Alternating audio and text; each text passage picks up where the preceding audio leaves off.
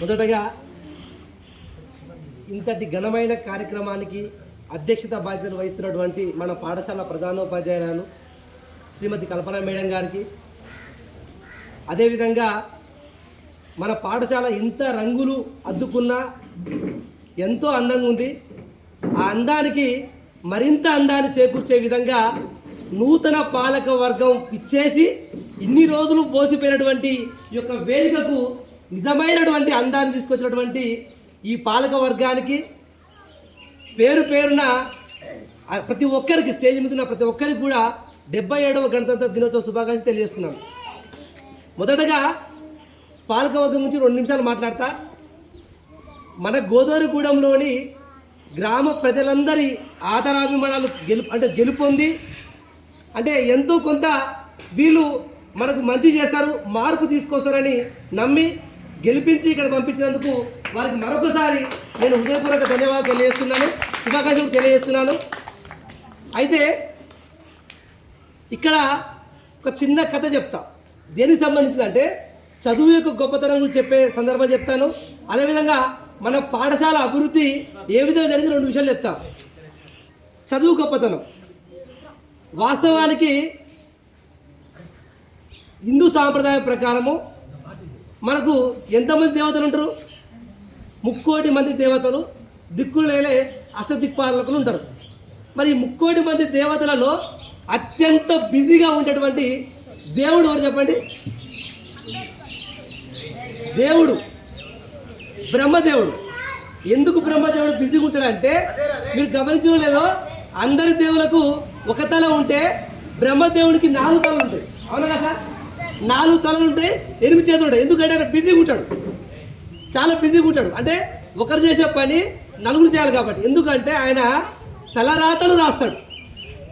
తలరాతలు రాసేటువంటి దేవుడు అంటే, అరే వినండి, అరే పిల్లలు వినండి, తలరాతలు రాసే దేవుడు అంటే బ్రహ్మదేవుడు.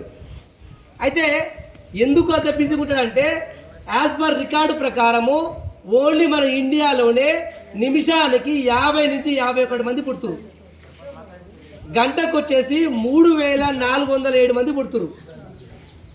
రోజుకు వచ్చేసి 73,787 మంది పుడుతురు. అంటే నిమిషానికి 51 మంది పుడుతురు అంటే సెకండ్కి అప్రాక్స్ 1 మంది పుడుతురు. మరి 1 మంది రాత రాయాలి కదా. మరి ఒక రాత అంటే సుమారు మనిషి కనీసం 70 సంవత్సరాలు బతుకుతుంది. 70 సంవత్సరాలు బతుకులంటే ఆయన జీవితం మొత్తం రాయాలి ఆయన. మరి ఆయన మామూలు బిజీ కాదు.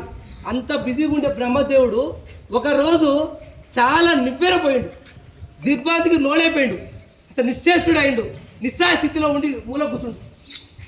అప్పుడు ఏంది ఇంత బిజీగా ఉండేటువంటి బ్రహ్మదేవుడు మూల కూర్చుండు, ఏం మాట్లాడుతున్నాడు, దీర్ఘాంతి అని చెప్పేసి ఆయన సతీమణి ఎవరంటే సరస్వతీదేవి అటువైపు వచ్చి, ఏంది ప్రభు మీరు ఎప్పుడు బిజీగా ఉండే మీరు రాత రాయకుంటే సైలెంట్ కూర్చుని ఏంటంటే, ఏమి చేయండి సరస్వతి, నేను ఒకటి తలరాతని ఒక నిరుపేద కుటుంబంలో 7వ సంతానంగా జన్మించి అష్ట కష్టాలు అనుభవించాలని రాస్తే అతడు ప్రపంచమే గర్వించదగ్గ భారతదేశానికి మిసైల్ మ్యాన్ ఆఫ్ ఇండియా, ఒక మిసైల్ మ్యాన్ ఆఫ్ ఇండియా, ప్రపంచంలోనే అతిపెద్ద ప్రజాస్వామ్య దేశమైనటువంటి భారతదేశానికి భారత రాష్ట్రపతి 14వ రాష్ట్రపతి ఏపీజే అబ్దుల్ కలాం అయ్యిండు.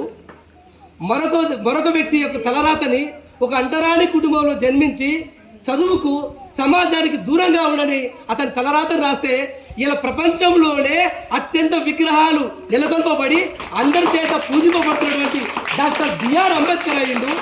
ఏమి చేయండి సరస్వతి, నేను రాసిన తలరాతను కూడా నీ వల్ల వాళ్ళు మార్చుకుంటుర్రు. అంటే చూడండి, చదువు వల్ల బ్రహ్మ రాసిన రాతను కూడా మనం మార్చుకోవచ్చు అని నిరూపించురు.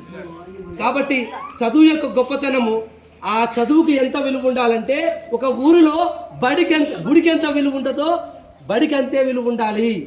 బడిని కూడా గుడిలాగా చూడాలి. ఇవాళ మనం మేడం మాట్లాడుతుంది, ఏది తాగుతుర్రు, సీసాలు వేస్తుర్రు, కాగితాలు వేస్తుర్రు, బడికి కలవ చేస్తున్న మాట్లాడింది.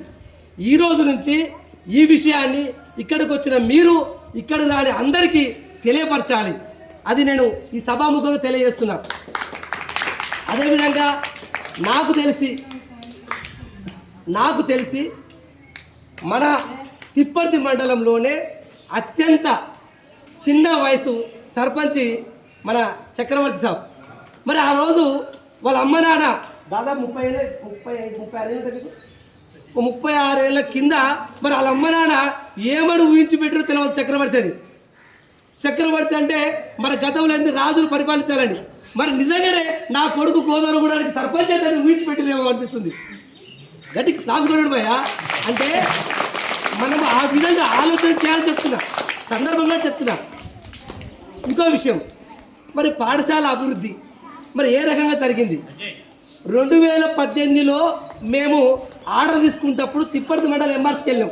నేను, బ్రహ్మచారి సారు, మల్లికార్జున సారు, మేము ముగ్గురు ఆర్డర్ తీసుకోవడానికి గోదావరిగూడెం ఆర్డర్ తీసుకోవడానికి మేము ఎంఆర్ తిప్పర్తికి వెళ్తే వినండి అన్న, తిప్పర్తికి వెళ్ళినప్పుడు అక్కడ ఉన్నటువంటి స్టాఫ్ వాళ్ళందరూ కూడా మీరు చూసాను చాలా మంచి సార్లు ఉన్నారు, గోదావరిగూడెం పోతుర్రా అని మమ్మల్ని అవహేళన చేసే విధంగా మాట్లాడారు. ఆ రోజే మేము ముగ్గురు డిసైడ్ అయినాం, ఏ పాఠశాలనైతే వాళ్ళు అవహేళనగా మాట్లాడిరో ఆ పాఠశాలని మండలంలోనే నెంబర్ 1 పాఠశాల టీచర్ మేము డిసైడ్ అయినాం. వచ్చేసరికి నడిచే వాళ్ళు ఉండాలి, కానీ నడిపించే వాళ్ళు కరెక్ట్ వ్యక్తి ఉండాలిగా. నడిపించే నాయకత్వం సరైన నాయకత్వం లేదు. మేము నడుతో డిసైడ్ అయినాం, కానీ మాలో ఒక పాజిటివ్ వైబ్రేషన్. ఆ పాజిటివ్ వైబ్రేషన్ అంటే పాఠశాలకు ఏదో మంచి చేయాలనిపించింది. మేము అడుగు పెట్టేటువంటి మరుక్షణమే, అప్పటి వరకు బోసిగా ఉన్నటువంటి పాఠశాల మేము అడుగు పెట్టేటువంటి మరుక్షణమే 5,71,000 తోటి ఈ ప్రహరీ గోడ పునాది రాయబడ్డది. అప్పటికి పాఠశాల కరసంతరించుకుంది. మా పాజిటివ్ అంటే మా యొక్క అడుగు అంటే మా పాద వైబ్రేషన్, పాజిటివ్ వైబ్రేషన్. సరే ఓకే బాగుంది, మంచిగా ఉంది, మేము చేస్తున్నాం. ఎప్పుడైతే 2021లో సరైన నాయకత్వం లేదు మేము బాధపడే సందర్భంలో 2021 సంవత్సరంలో రాణి రుద్రమదేవిలాగా ఒక సైన్యానికి నాయకత్వం వహించినట్టుగా మా పాఠశాల ఉపాధ్యాయ బృందానికి హెడ్ మాస్టర్ మేడము నాయకత్వం వహించింది. ఆమె పాదం మహిమోత్తనాలు కానీ ఎన్నడూ రానటువంటి పాఠశాల పంచాయత్ సెక్రటరీ కొత్తగా వచ్చి మా పాఠశాలకు వచ్చి అరే పాఠశాల బోసిగా ఉంది, కుక్కలు పందులు వస్తున్నాయి, విద్యార్థులు బయటకు పోతున్నారని చెప్పేసి ఆయన కల్లా ఆయనే ఆ పాజిటివ్ వైబ్రేషన్ తోటి చుట్టూ ఫెన్సింగ్ వేయించిండు, గేటు పెట్టించిండు. అది ఒక పాజిటివ్ వైబ్రేషన్, చాలా బాగా మాకు మంచి అనిపించింది. తర్వాత 2024 సంవత్సరంలో మాలాంటి వ్యక్తితో ఉన్నట్టు మరొక వ్యక్తి అంజయ్ సారు అడుగు పెట్టిన మరో నిమిషమే మేడంలో పాజిటివ్ వైబ్రేషన్ వచ్చేసి ఈ పాఠశాల మొత్తం ప్రైవేటు పాఠశాలకు ఏమాత్రం తీసిపోయే విధంగా తీర్చిదిద్దాలని డిసైడ్ అయి వచ్చిన ప్రతి ఒక్క గ్రాంట్ని ఒడిసి పట్టుకుంది. ప్రతి ఒక్క నిధిని దుర్వినియోగపరచకుండా పాఠశాల అభివృద్ధి కోసం ఖర్చు పెట్టుకుంటూ తన సొంత నిధులు కూడా సుమారు 50% నిధులు సొంత నిధులు ఆమె ఖర్చు పెట్టి ఈ పాఠశాలను రంగులమయంగా తీర్చిదిద్దింది. ఎందుకని చెప్తున్నా, ఇంత పాజిటివ్ వైబ్రేషన్ మేము ఈరోజు కూడా ఊహిస్తున్నాం. మాది పాజిటివ్ వైబ్రేషన్. మాతో పాటు ఈ పాజిటివ్ వైబ్రేషన్లో అన్య సార్ చొలవ, మా చొలవ, మేడం చొలవతో మళ్ళీ విద్యార్థులకు చెప్పాలన్న కాన్సెప్ట్ తోటి ట్యూషన్ కార్యక్రమాన్ని ఏర్పాటు చేసినాము. ఆ ట్యూషన్ కార్యక్రమంలో కూడా మా పాఠశాల ట్యూషన్ టీచర్ ఆమె కూడా పాజిటివ్ వైబ్రేషన్, ప్రతిదీ ఎంకరేజ్మెంట్ మాకు. సార్ అది చేద్దాం సార్, ఇది చేద్దాం సార్, కూర్చోలేకుండా ఆమె కూడా చాలా మాకు సహాయ సహకారం అందిస్తుంది. ఇంత పాజిటివ్ వైబ్రేషన్ ఉన్నటువంటి మనందరి మధ్యలో నేను ఈరోజు కొత్త పాలక వర్గం అడుగు పెట్టి చెప్తున్నా. మరి కొత్త పాలక వర్గం కూడా పాజిటివ్ వైబ్రేషన్ ఉన్నటువంటి పాలక వర్గమే కదా. మరి వీళ్ళ పాదం మాధ్యంతో ఇంకా అభివృద్ధి జరుగుతుందని నేను ఆశిస్తున్నా. మనందరం కూడా ఆశించాలి, ఖచ్చితంగా జరగాలి, అవునా కదా. కాబట్టి మిత్రులారా, పాలక వర్గం మీరందరూ కూడా దయచేసి నేనేమంటున్నా అంటే ఇవాళ మన గ్రూపులో చూస్తున్నాం, అసలు మీ ఊరు గ్రూపులో ఉన్నాను. ప్రతి ఒక్క సందర్భాన్ని కూడా మీరు ఎంతో ఉత్సాహంగా పాల్గొంటున్నారు. గుడికి ₹1,00,000, ఎక్కడైనా కూడా వ్యక్తి వచ్చి ₹1,00,000 ఇచ్చిండు.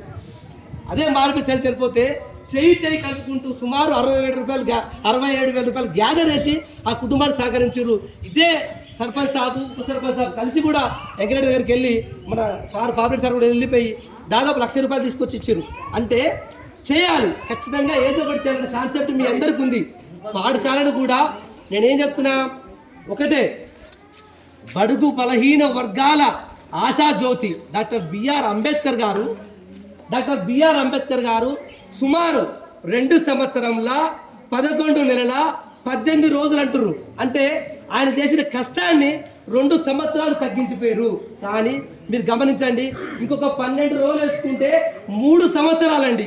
ఒక 3 సంవత్సరాలు కుటుంబానికి దూరమై, పిల్లలకు దూరమై, తిండికి దూరమై ఆయన రాజ్యాంగం రచించిండు.